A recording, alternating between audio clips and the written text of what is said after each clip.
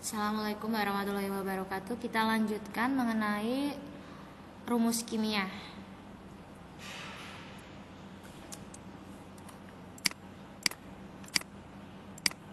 Rumus kimia dibedakan menjadi dua, rumus molekul dan rumus empiris. Pengertian dari rumus molekul sendiri merupakan gabungan lambang unsur yang menunjukkan jenis unsur, pembentukan senyawa, dan jumlah atom masing-masing unsur. Sedangkan kalau rumus empiris, itu rumus kimia yang menyatakan perbandingan atom yang paling kecil atau sederhana. Nah, sekarang kita bahas mengenai rumus molekul terlebih dahulu. Contohnya, misalnya sukrosa mempunyai rumus C12H22O11. Ya, sukrosa memiliki rumus kimia yaitu rumus molekul ya. C12H22O11. Nah, rumus tersebut menunjukkan bahwa sukrosa tersusun dari, nah ini ada C. Kalau C itu lambang dari atom atau unsur karbon ya. Kalau H hidrogen dan yang O oksigen. Berapa jumlah atom karbonnya? Jumlah atom karbonnya ada 12, sedangkan atom hidrogennya ada 22 dan atom oksigennya ada 11 ya.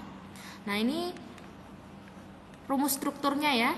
Kalau digambarkan sukrosa seperti ini. Nah, biasanya sukrosa terdapat di dalam apa? Sukrosa bisa kita temukan di dalam susu bayi. Nah, susu bayi itu biasanya mengandung sukrosa. Jadi kalau dalam susu bayi itu kandungan atau struktur kimianya seperti ini ya. Kemudian contoh yang lain adalah asam klorida, natrium klorida, amonia, magnesium hidroksida, asam asetat ya. Nah, kita bahas contoh satu persatu kita akan bahas ya. Ini contohnya ya. Yang pertama asam klorida atau disingkat dengan biasanya disebut memiliki rumus molekul HCl, H besar, C besar, L kecil. Tadi masih ingat ya, kalau ada H besar sendiri berarti dia termasuk unsur yang memiliki simbol H.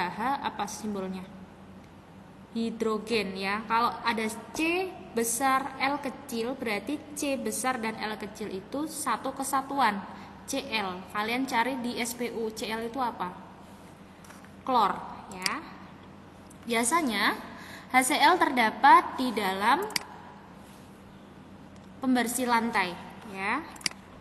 Nah, ini ada H, atom hidrogen dan atom klor. Di sini hidrogennya ada berapa? Harga indeksnya biasanya kan ditulis, tapi kalau tidak ditulis berarti artinya hidrogennya cuma ada satu atom hidrogen. Yang klor juga tidak ada harga indeksnya, berarti klor artinya memiliki berapa atom atau berapa jumlah atomnya? Satu juga ya. Jadi pada HCl atau asam klorida ya, dia memiliki satu atom hidrogen dan satu atom klor ya. Jadi atomnya jumlahnya ada dua, dari hidrogen satu dan dari klor satu. Lanjut ke contoh yang kedua adalah natrium klorida. Biasanya kita sering mendapatkan atau sering bertemu dengan natrium klorida pada garam dapur. Sehari-hari pasti kalian sering menggunakan atau memasak, atau ibu kalian memasak dengan menggunakan garam dapur. NaCl, N besar A kecil berarti Na, satu kesatuan. Kalau dia kalian hanya pecah menjadi N saja, kalian cari di SPU itu ada nitrogen. Tapi karena huruf sesudahnya adalah A kecil, maka dia adalah satu kesatuan, Na, bukan N ya. Bukan hanya N saja. Jadi Na ya. Na kalian cari pada SPU, Na adalah natrium ya. Karena harga indeksnya tidak ada, maka jumlah atomnya hanya ada satu atom natrium. Klor sama seperti tadi ya. Klor berarti harga indeksnya 1 ya, berarti hanya ada satu atom klor. Lanjutkan. Amonia atau NH3 biasanya kita sering gunakan atau sering bertemu pada pupuk ya. NH3 kegunaannya pada pupuk. NH3 N. Nah, ini berbeda dengan yang natrium tadi Na ya, karena dia tidak diikuti huruf A kecil di belakangnya, maka kita hanya mengambilnya N saja. N. Ya, kalau N kita cari pada SPU bukan natrium tapi nitrogen. Berapa harga indeksnya? Karena tidak ada harga indeks di bawahnya, kita anggap 1. Ya, jadi di sini ada 1 atom nitrogen. Nah, selanjutnya hidrogen. Nah, ini ada harga indeksnya di sini. Berapa harga indeksnya? 3. Artinya di sini ada 3 atom hidrogen, ya. Jadi jumlah atomnya 1 ditambah 3. Berapa jumlah atomnya? 4, ya. Jadi pada amonia jumlah atomnya semuanya 4. 1 dari atom nitrogen dan 3 dari atom hidrogen. Ya. Kemudian kita lanjutkan ke magnesium hidroksida atau MgOH 2 kali. MgOH 2 kali, ya. MgOH 2 kali ini ada magnesium, ya, magnesium.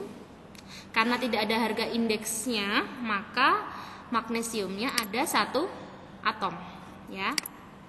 Kemudian, nah ini ada O. Di dalam kurung oksigennya hanya ada 1, ya. Kemudian dia diberi tanda kurung. Kemudian di luarnya ada harga indeks 2.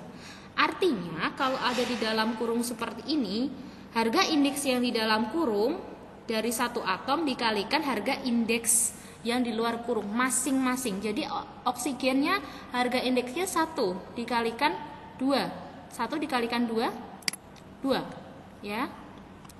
Jadi oksigennya 1 yang di dalam kurung dikalikan harga indeks yang di luar. 1 dikali 2, jumlah atom oksigennya 2.